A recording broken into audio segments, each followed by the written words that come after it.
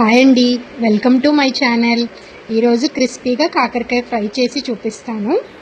కాకరకాయలు ఉన్నాయి. కాకరకాయలతో ఏం చేద్దాం? పిల్లల కాకరకాయ కూర తినరు, పులుసు తినరు. వాళ్ళు తినేలా ఏమైనా చేద్దామా? కాకరకాయల్ని బాగా క్లీన్ చేసుకొని సన్నగా స్లైసెస్లా కట్ చేసుకుందాం. సన్నగా కట్ చేసుకోవాలి. సో అలా అయితే మనకి ఫ్రై చేసినప్పుడు చేదుండదు. దీనికి ఎక్కువ ఇంగ్రీడియంట్స్ కూడా అక్కర్లేదండి. అన్హెల్దీ కార్న్ఫ్లోర్, శనగపిండి ఇవేమీ కలపక్కర్లేదు. చాలా సింపుల్గా, చాలా టేస్టీగా నేను చూపిస్తాను, మీరు చూడండి.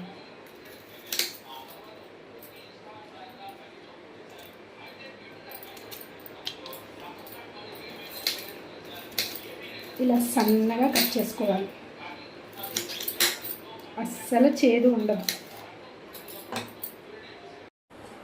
కావలసిన పదార్థాలు: కాకరకాయలు సన్నగా కట్ చేసుకొని క్లీన్ చేసుకునేవి, మిరియాల పొడి కొంచెం, కారం, ఉప్పు, పసుపు. ఈ ఇంగ్రీడియంట్స్తో కాకరకాయ చిప్స్ చేసుకోవచ్చు చాలా ఈజీగా. ఇప్పుడు మనం చేయాల్సింది, ఒక గిన్నెలో వాటర్ పెట్టుకొని ఇందులో పసుపు వేస్తాము, చేదు పోతుంది. అలాగే కొంచెం సాల్ట్. కాకరకాయలో ఉన్న చేదు పోవడం కోసం సాల్ట్ వేసుకొని వాటర్ని బాగా మరిగించాలి. ఇలా మరిగిన వాటర్లో ఇంకా స్టవ్ కట్టేసి కాకరకాయలన్నీ అందులో వేసేసుకుంటాం. మరిగించక్కర్లేదు, వేడి నీళ్ళు వేస్తే సరిపోద్ది. ఇంకా మనం స్టవ్ కట్టేసి ఇలా అన్నీ వేసేసుకుంటే సరిపోద్ది.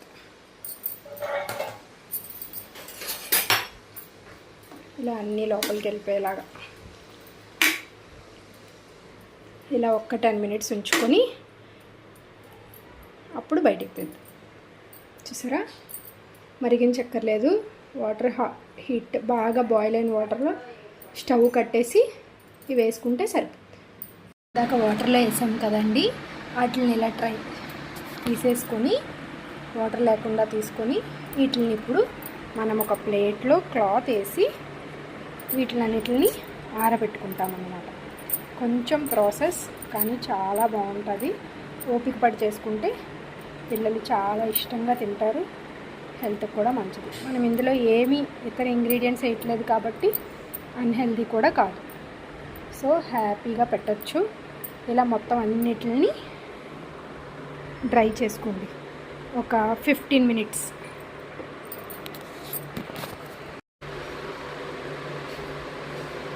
ఇలా కాకరకాయలు ఆరబెట్టుకుంటే ఇలా డ్రైగా అయిపోతాయి.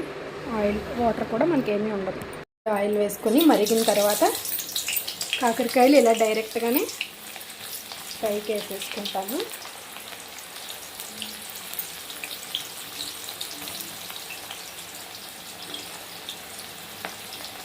ఈ కన్సిస్టెన్సీ వచ్చే వరకు ఫ్రై చేసి తీసేసుకుంటాము. ఇలా రావాలి, రెడ్గా వచ్చి డ్రై అయినట్టు మీకు అనిపిస్తుంది.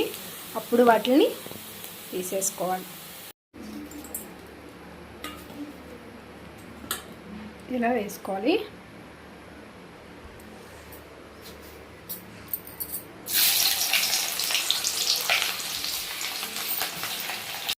ఇలా ఫ్రై చేసుకున్నట్లో ఇందాక చెప్పాము కదా, ప్రతిసారి ఫ్రై తీసినప్పుడు కొంచెం ఇలా సాల్ట్,